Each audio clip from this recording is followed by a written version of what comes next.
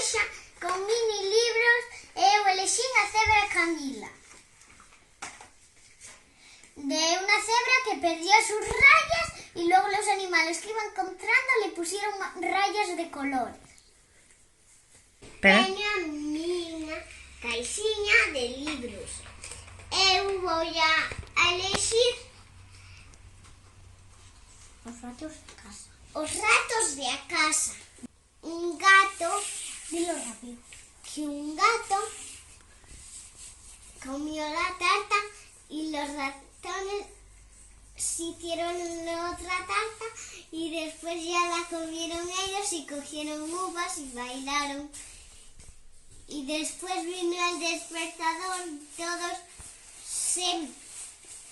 se despertaron y cantaron. Y después fueron a una casa y comieron todo lo que había en la casa y después se fueron de aquella casa. Fin, cataflín.